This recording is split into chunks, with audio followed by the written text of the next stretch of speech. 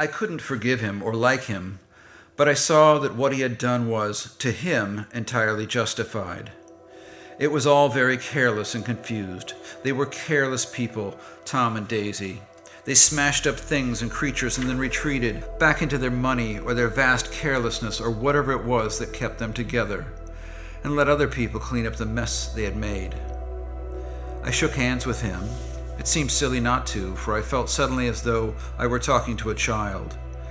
Then he went into the jewelry store to buy a pearl necklace, or perhaps only a pair of cuff buttons, rid of my provincial squeamishness forever. Gatsby's house was still empty when I left. The grass on his lawn had grown as long as mine. One of the taxi drivers in the village never took a fare past the entrance gate without stopping for a minute and pointing inside. Perhaps it was he who drove Daisy and Gatsby over to East Egg the night of the accident, and perhaps he had made a story about it all his own.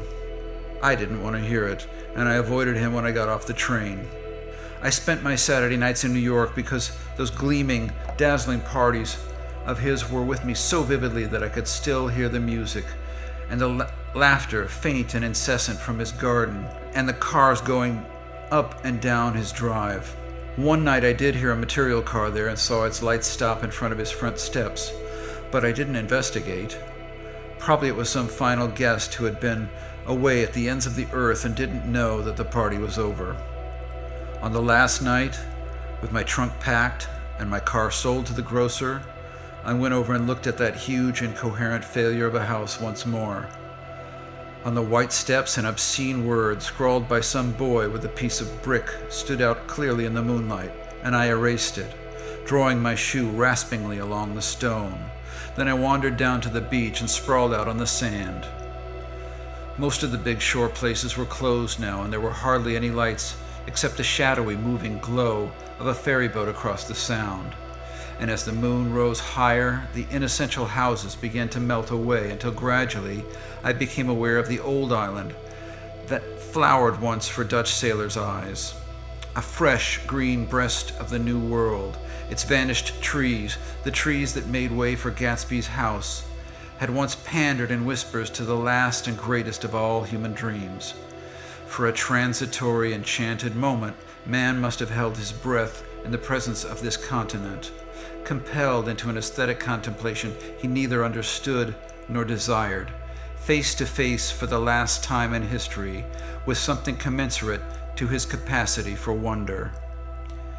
And as I sat there, brooding on the old unknown world, I thought of Gatsby's wonder when he first picked out the green light at the end of Daisy's dock.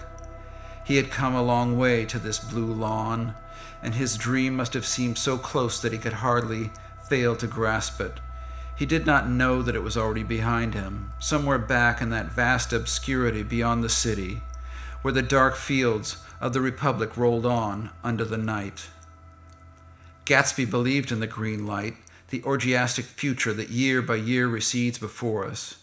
It eluded us then, but that's no matter. Tomorrow we will run faster, stretch out our arms farther, and one fine morning, so we beat on, boats against the current, borne back ceaselessly into the past.